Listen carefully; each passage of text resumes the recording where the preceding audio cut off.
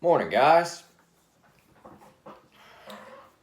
I wanted to go into something that I've went into a little bit already, but I wanted to go more into it.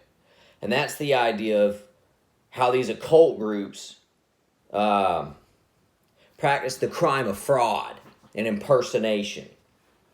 Now, I already went into a little bit of how they do it and how they will like to find somebody that looks a lot like somebody in their occult family, especially if they can find someone that has the same or very similar initials in their name already.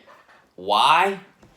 Well, that's because it makes it easier to fraudulently swap properties and give properties to each other. Okay? One thing a lot of people don't realize is when you're getting into these big contracts of buying a home or even insurance policies, there will be a whole lot of pages to these documents. And a lot of them will just be initials. You'll initial a whole lot of pages. And then at the very end, there'll be the part where you have your full signature on it. But until then, it'll just be a bunch of pages of initials.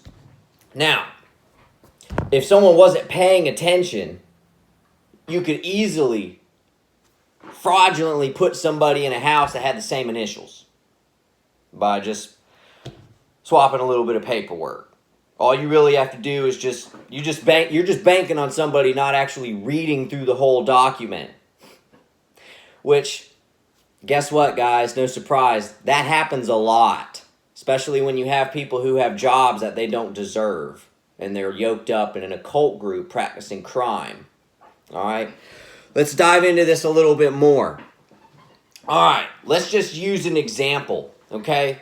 Let's say that some occult family finds somebody else in a similar occult group family, and they look a whole lot alike, almost twin-like. Even better if they have the same initials, okay? Maybe like JDH or JHD, something like that. Hypothetically speaking. Well, what these folks will do, they'll impersonate each other when they're doing their ritual crime. They will swap names for that, so that the victims that they're victimizing will think that they are one person by one name. And in reality, that is a person, that is a real family. They're just off in another state somewhere else. And then the other family will do the same thing with those people in that family.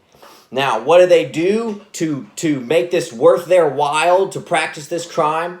Well, they swap properties with each